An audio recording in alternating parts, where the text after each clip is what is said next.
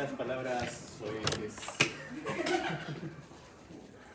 se usan, están aprobadas en español, están en el diccionario. A veces es de uso cotidiano, pero para los médicos en realidad no deberían ser el común denominador. Primero porque son profesionales, segundo porque son médicos, tercero porque son servidores públicos, aún en el ámbito privado.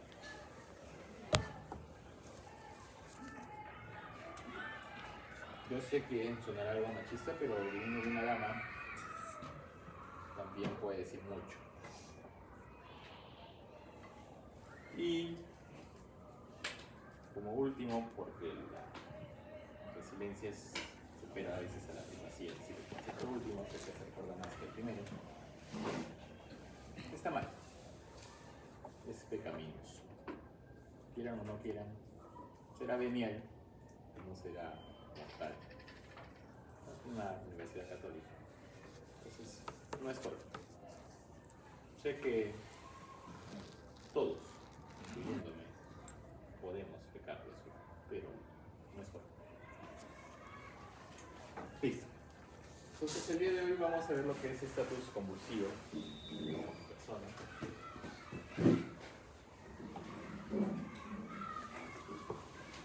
Gracias a la tecnología, al avance tecnológico que todos tenemos, se nos hace más fácil comprender muchas veces los conceptos, o también se nos hace más difícil porque hay más contenido y no sabemos dónde ubicarlos, dónde ir, qué conceptos tener. Busco en Google y me puede aparecer un blanco y después me puede aparecer totalmente negro y no sé cuál concepto será el correcto. Medicina es una ciencia, lo seguirá siendo, es un arte, lo seguirá siendo, pero eso significa que el conocimiento se va labrando poco a poco. Y poco a poco va apareciendo, por eso es que los seminarios que hemos pasado en las últimas revisiones, por pares y por expertos, que es el up-to-date que tienen ustedes. El estatus convulsivo, viendo que es una patología de emergencia. Doctor, ¿por qué emergencia? ¿A qué le llamamos emergencia ya que está en el curso de emergencias pediátricas natales? Porque amenaza la vida. Doctores, es decir, un niño que tiene estatus convulsivo, ¿puede morir? Sí. Y si actuamos, menos probabilidades, pero también puede morir. Entonces, fíjense en la gravedad de la patología. Doctor, ¿quiere decir que incluso actuando podría fallecer o podría quedar con secuelas? Así es. ¿Por qué? Porque no es sino una convulsión. ¿Qué es una convulsión? Por definición, convulsiones siempre lo hemos conocido como los movimientos anormales que provienen por descargas eléctricas anormales. ¿Descargas eléctricas dónde, doctor? Cerebrales. Nosotros trabajamos con impulsos eléctricos, no es novedad, eso lo han visto en fisiología. Miliamperios usualmente, milivoltaje, músculos, corazón, conducción. Y el impulso neuronal también. Doctor, ¿qué velocidad tiene el impulso neuronal? Puede llegar hasta 400 kilómetros por hora. Por un Ferrari. Solo como concepto, ya que tenemos un poquito de tiempo, nosotros nunca vivimos el presente. Claro, nuestros sentidos son tan lentos que siempre demoramos, tenemos un lag, un lagueo, que creemos que es el presente, lo que percibimos. Pero hay un tiempo de demora en que nosotros lo percibimos. ¿Por qué? Por el impulso neuronal. Ya eso no va por parte de la clase, simplemente para que les haga reflexionar. Que nosotros tenemos o funcionamos gracias a impulsos eléctricos neuronales. Imagínense un cableado y de repente más un chispazo, una descarga anormal. ¿Y esa descarga anormal, doctor, puede hacer que toda la Torre de Santa María quede sin luz? Sí. Lo mismo pasa en el cerebro. Una descarga normal, si se propaga, generaliza, y el niño puede caer incluso en coma, inconsciente o con peligro de vida, dependiendo mucho del tiempo que dura. Por eso es que se le llama estatus, por el tiempo, y convulsivo, por los movimientos, que no siempre se dan, pero es lo más frecuente, por descargas eléctricas anormales. ¿Queda claro el concepto? Entonces, doctor, ¿qué tiempo, ya que nos ha mencionado, debe ser? Hay un T1 y un T2. Tiempo 1 y tiempo 2. El tiempo 1, usualmente lo más frecuente, se toma o se considera 5 minutos. Y el tiempo 2, doctor, 30 minutos. Doctor, ¿y a qué se refiere esos 5 y 30 minutos? 5 minutos si es que el paciente convulsiona con nosotros y a pesar de la terapia sigue convulsionando más allá de los 5 minutos. Y 30 minutos si el paciente convulsiona sin nosotros, o sea, sin terapia, y sigue convulsionando. O sea, lo agarré después a los 20 minutos. Es decir, doctor, ¿cómo es eso del concepto? Si yo hago que esa convulsión ceda antes de los 5 minutos, probablemente no llegue a estatus. Pero si la convulsión sobrepasa los 5 minutos, chispas, es más probable que se quede como estatus. Doctor, pero eso es casi imposible a veces de tratar, ¿no? Porque digamos, alguien convulsiona acá, alguien tiene diazepam, midazolam, fentanilo, levetiracetam, eritroína, fosferitroína. Difícil, ¿no? Hasta que llegue al centro más cercano, que usualmente tampoco no lo tienen de acuerdo a las redes. Tienen que ir a los hospitales. ¿Qué hospital es el más cercano? Y no va. Aún con ambulancia, con el tráfico, con la infraestructura, un poco difícil que llegue después de los... Llegará pues después de los 20 minutos, con fe. ¿De acuerdo? Es la realidad, nuestra realidad. Doctor, ¿ya es difícil diagnosticar una convulsión? Sí y no. Y ahí va el truco, ahí va la trampa. Todos ustedes siempre en las evoluciones, y es más, cuando somos internos, voy a decir internos, y nos dicen, el paciente convulsionó. Bueno, el paciente presentó convulsiones tónico-clónicas. Y las convulsiones tónico-clónicas en niños son las menos frecuentes.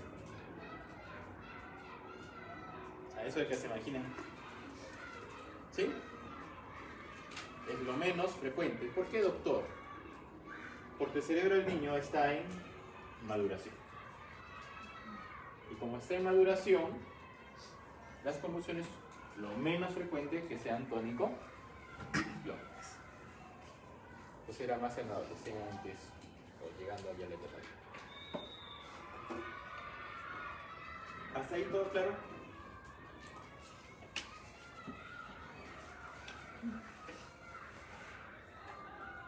Entonces, ¿cómo definimos el estatus epiléptico? Es una convulsión de una duración mayor a 30 minutos o una serie de convulsiones epilépticas cuya función no es recuperada entre los eventos ictales en un periodo de 30 minutos. Normalmente una persona que convulsiona presenta la crisis convulsiva, deja de, ya sea con compromiso o sin compromiso de conciencia, deja de convulsionar y recupera su función. ¿De acuerdo? Doctor, y si le queda el brazo muerto o con debilidad, ya eso le llamamos la parálisis del tonto. Pero no es lo más frecuente. Recupera y se acabó. Pero, ¿qué pasa si es que convulsiona, está inconsciente, a los 5 o 10 minutos vuelve a convulsionar y sigue inconsciente? ¿Considero dos convulsiones, dos eventos distintos? No. considero que son convulsiones epilépticas con función no recuperada. Y sigo contando el reloj del tiempo. ¿Se entiende? Claro, como el agua turbia.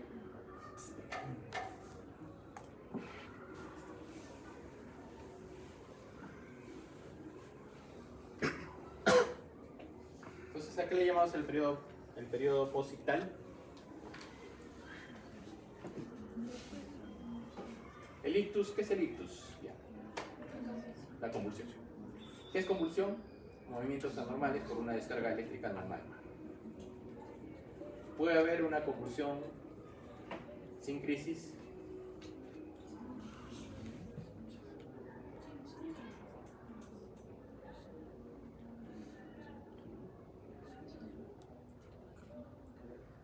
No. ¿Puede haber una crisis sin convulsión? Sí. Doctor, no nos enrede, por favor. Te explico. Espero que en esta clase haya un inglés cerrado. Bueno, no hay problemas. Cerebro, hemos dicho que funciona con la electricidad. Entonces tenemos ondas normales. ¿Sí? De repente nomás viene el temblor. Crisis. Descarga normal. Para que yo diga que sea una convulsión, tiene que haber movimiento por esta descarga eléctrica normal. La descarga eléctrica normal es crisis. Crisis epiléptica, si quieren ponerle apellido, pero es una crisis que puede traducirse en un movimiento anormal o puede no traducirse en un movimiento anormal. Me explico. Más fácil. El paciente está en coma. Todas sus funciones neuronales están venidas a menos.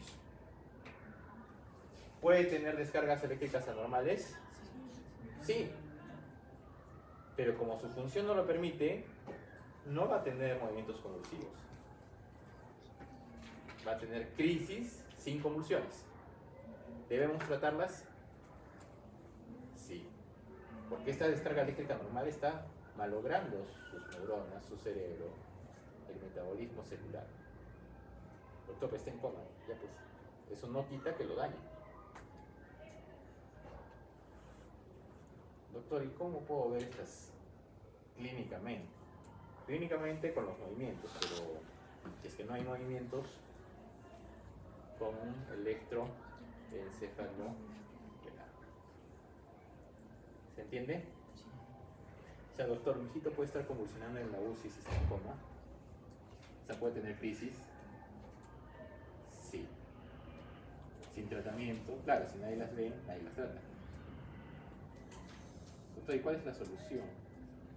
Hay monitores con electroencefalograma de amplitud, es decir, con sus canales, sus electrodos, y el monitor va monitoreando las 24 horas.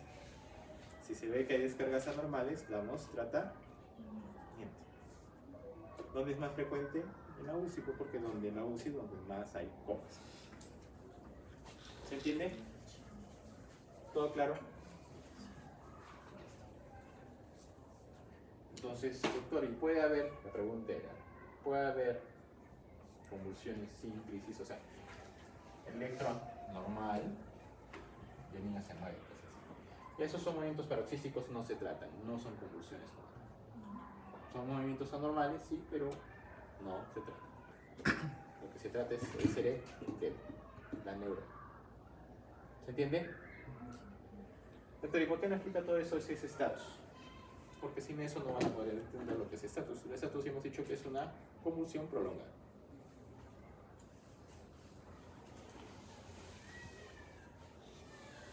Entonces esa es la definición y clasificación del estado epiléptico según la IAE. En la Liga contra la Epilepsia. Entonces hay un periodo de ventana, que es una condición que resulta en la falla de los mecanismos responsables del término de una convulsión o aquellos que participan que una convulsión sea prolongada tiempo 1.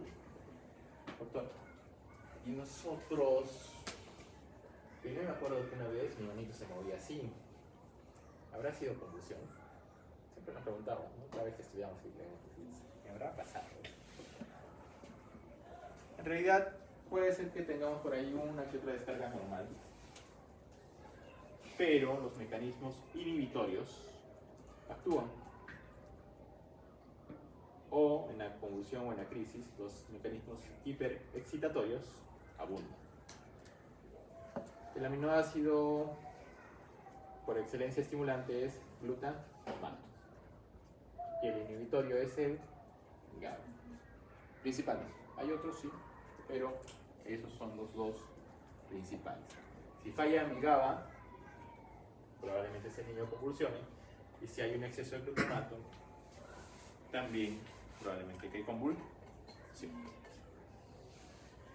Entonces es una condición que pueda tener secuelas a largo plazo después del T2, 30 minutos, como muerte neuronal, injuria, alteración de la red neuronal, dependiendo del tipo y duración de la convulsión. Entonces, son definiciones que tratan de definir o enmarcar cuándo es que el niño va a tener más probabilidad de muerte y más probabilidad de secuela. Doctor, o sea, si convulsiona 31 minutos, sí o sí va a tener secuela, no lo sé. Doctor, y si solo convulsiona 10 minutos, ¿va a tener secuela? Tampoco lo sé. Es difícil estudiar eso. Pónganse ustedes en el lugar de un investigador y dice, ya voy a estudiar el estatus.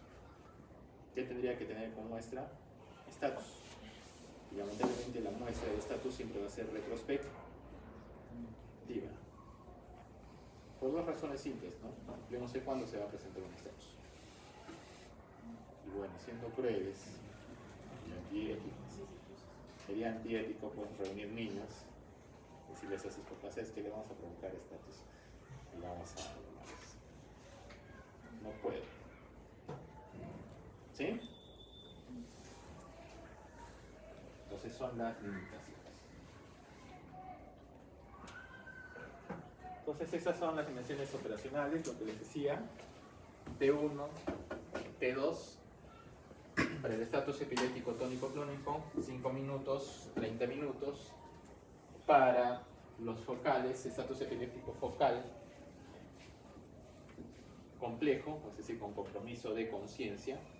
Ya, entonces dos cosas, simple y complejo. Simple, sin compromiso de conciencia, complejo con compromiso de conciencia. Simple.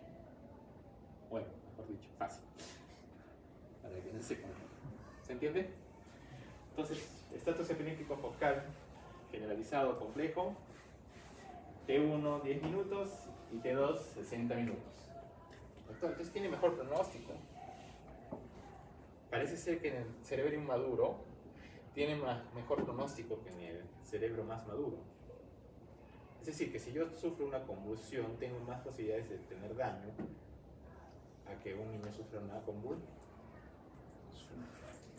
Wow. Ojo, eso se me ocurrió ahorita.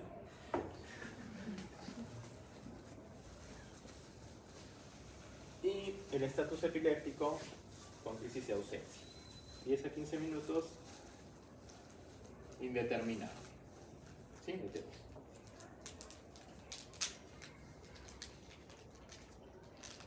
Fisiopatología.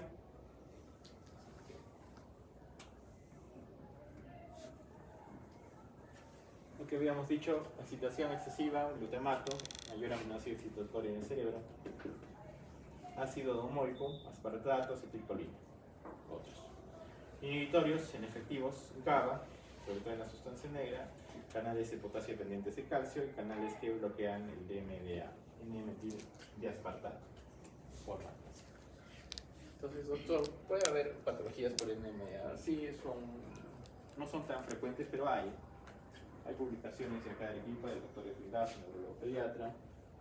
En Lima también lo estudian. Sí, Perú también tiene buena causística de anticuerpos anti-NMDA. Pero no es frecuente. No es lo más frecuente. No es que todo sea NMDA, anticuerpos anti-NMDA. Es algo raro, pero...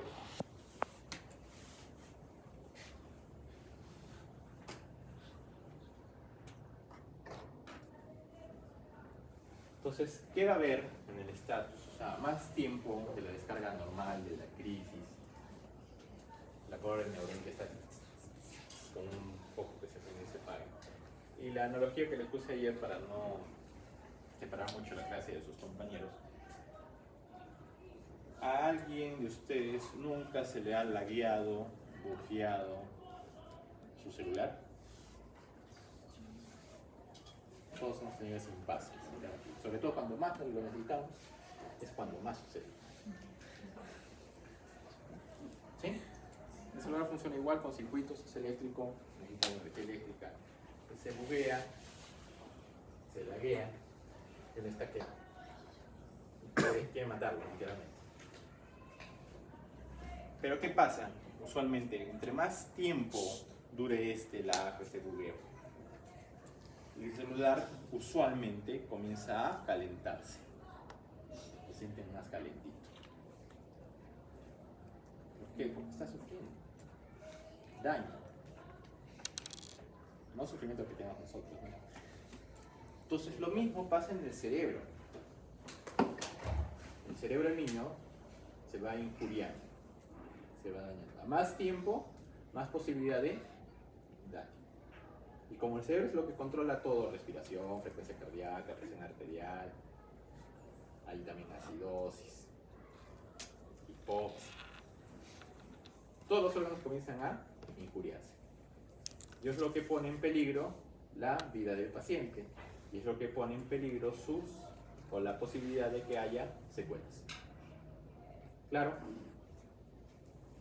Claro, ¿por qué nos preocupamos entre menos tiempo conduciendo mejor?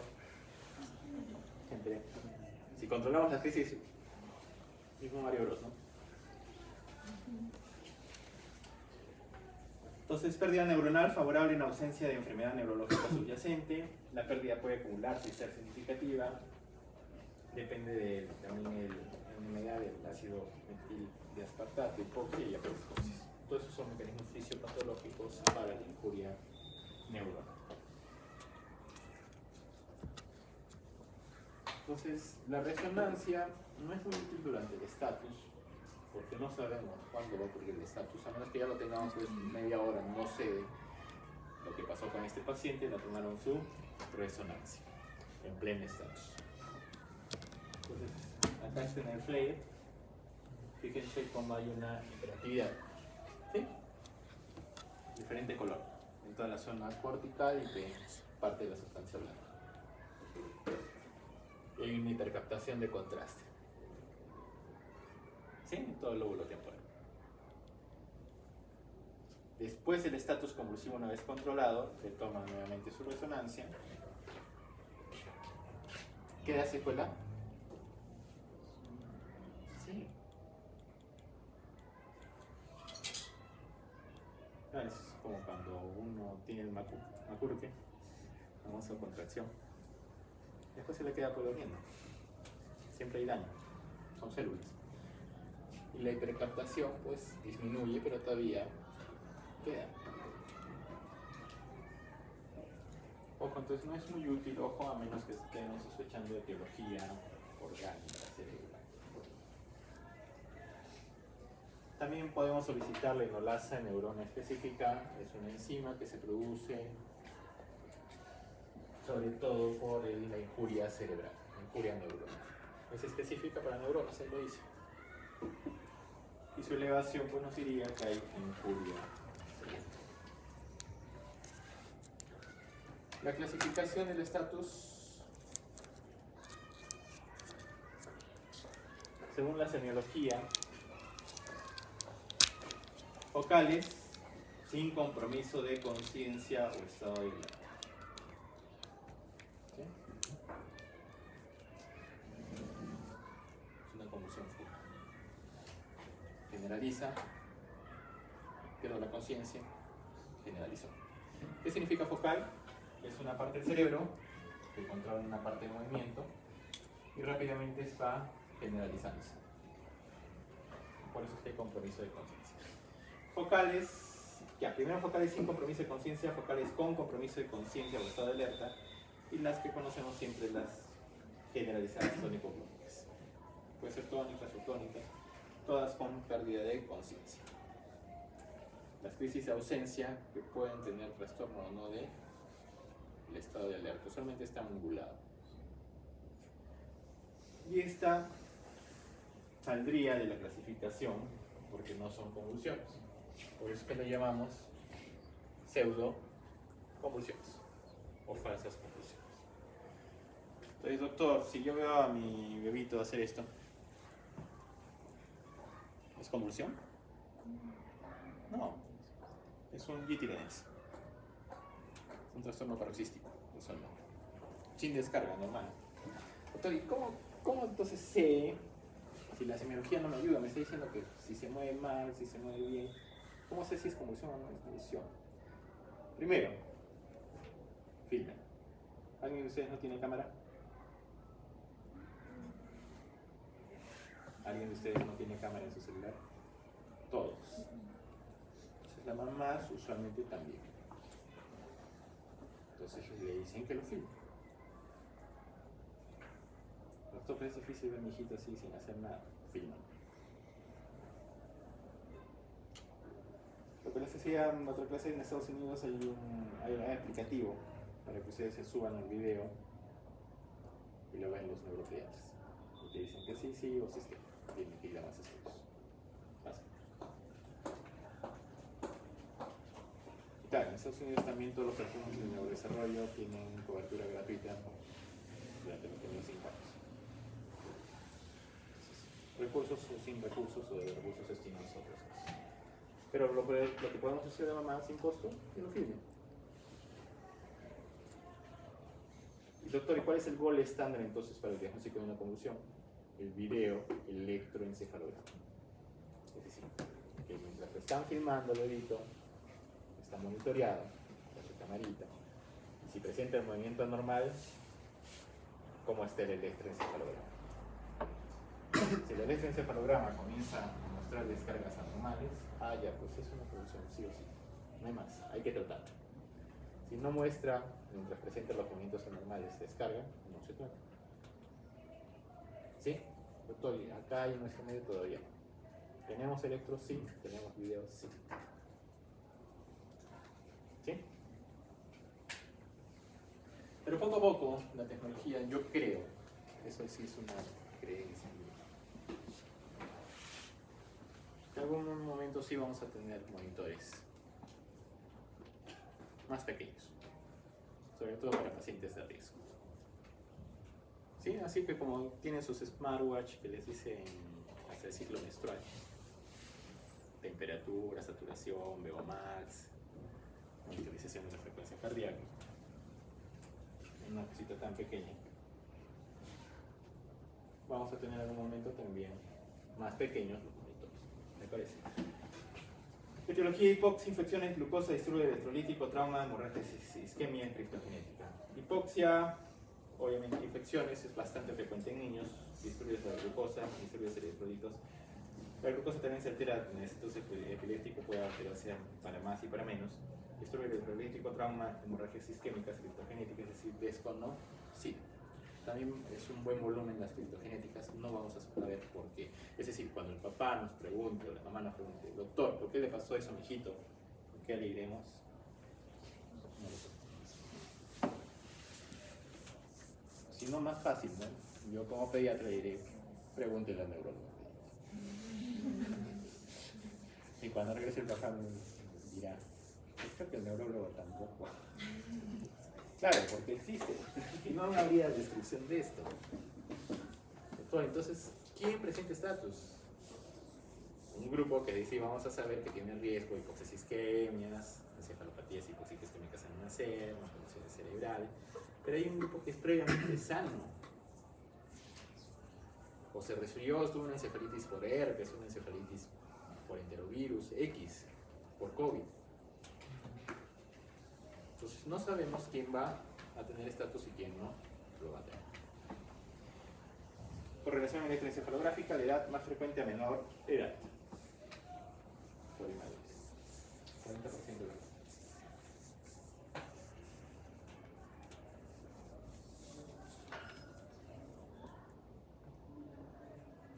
Es una mujer con aparentes trastorno del estado de conciencia y movimientos anormales cerebrales. Diagnóstico, pseudoconvulsión. Trastorno de conversión. H. ¿Sí? ¿Por qué, doctor? Porque ese movimiento no obedece a ningún patrón conocido. A menos que sea por estudiantes de medicina. Ya muy premeditado, ¿no? Pero usualmente los conversivos no conocen los patrones.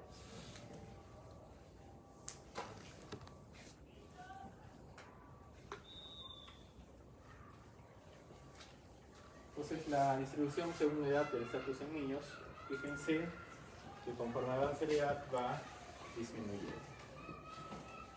¿Sí? Menor edad, más frecuente. Doctor, ¿puede tener varios episodios de estatus? Sí. De acuerdo a las etiologías, miren, 15.5% el cripto genético. Remotos somos los que, digamos, el niño tuvo encefalopatía tóxico isquémica al nacer, ya es remoto. Tiene una malformación cerebral, remoto. Tiene un síndrome, remoto. Febriles. Doctor, ¿puede haber febriles? O sea, por fiebre puede convulsionar un niño. Claro, entre los 6 y 6 años pueden convulsionar 5 meses a 5 años. Bien, depende del autor. Pero son las famosas convulsiones febriles. Doctor, ¿me está queriendo decir que una convulsión febril puede presentarse como un estatus? Sí. No es lo más frecuente, no es lo más común. Siempre hay que estudiarla si es que se presenta como un estatus, porque algo no va bien.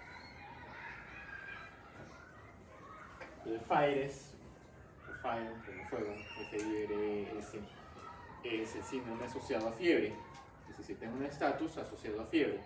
Si es que es así, estoy pensando en una infección y tengo que buscar antecedentes de más de 2 semanas o hasta de 2 semanas, hasta antes de 24 horas, que el niño haya tenido fiebre y el niño después entre en estatus a chispas, lo más probable es que sea infeccioso. Agudo sintomático, encefalopatía progresiva, gracias a Dios es rara porque es progresiva, en menor porcentaje, y esas son las causas de los estatus. Epidemiología de 17 a 23 episodios por 100.000 por año. Es harto. Doctor, ¿cuántos estatus ha visto hasta ahora? Por algunos son unos 10. No es nada bonito. Quizás es bonito como residente, como estudiante, en el sentido de que no tiene la responsabilidad de tratar. Febril es lo más común. 60% están sanos antes del primer episodio. La mayoría está previamente sana. Factores de riesgo: 3 o más convulsiones en 24 horas. Otras complicaciones, y es lo que debemos de tener en cuenta siempre, porque para eso es el tratamiento, por eso es que se emergencias. Hipoxemia, acidemia, alteraciones en la glicemia, tanto hiperglicemia al inicio y hipoglicemia después, disturbios en la presión arterial, se chocan, shock neurogénico, presión intracraniana aumentada, otros radiocitosis, leucocitosis, rhabdomiolisis, hipercalemia con injuria renal aguda. Entonces, eso es lo que tratamos de evitar con el tratamiento. El tratamiento, soporte, es decir, es oxígeno, pero debemos de tratar la convulsión. De primera línea, diazepam, diazepam, midazolam, tienen duración corta, 5 minutos, por menos 2 dosis, en los primeros 5 minutos. Después continuamos en la segunda línea con fenitoína, fosfenitoína o fenobarbital, de 10 a 15 minutos.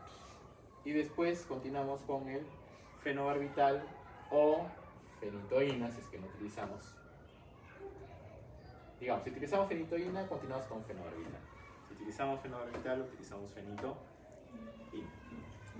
Ácido valproico, levetiracetam, piridoxina, unos 15 a 30 minutos. Doctor, y si no cede, anestésicos generales. En total, Pero todo eso, ¿quién lo usa? ¿Quién tiene eso? Encima de ti. El anestesio. O sea, para ese entonces el paciente probablemente ya está intubado o esté yendo a la UCI. Doctor, de estos, ¿cuál prefiere? Referencia. Fenobarbital. No estoy diciendo que sea la línea, o sea, la línea es esa, el concepto es este, el examen es este. Pero ¿por qué fenobarbital, doctor? Si es antiguo, vieja escuela, produce dependencia, puede producir apoptosis neuronal.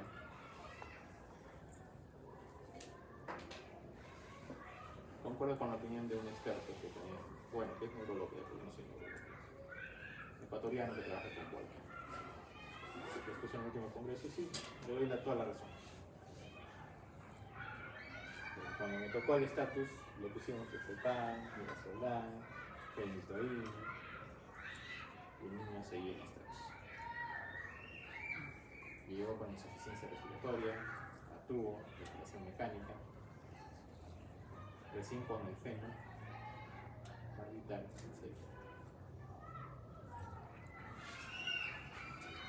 ¿Sí? Casi se va, ¿no? Pero por una infección post-invasión, por segunda invasión. No, pues ya por las infecciones. Dudas, preguntas, comentarios hasta acá.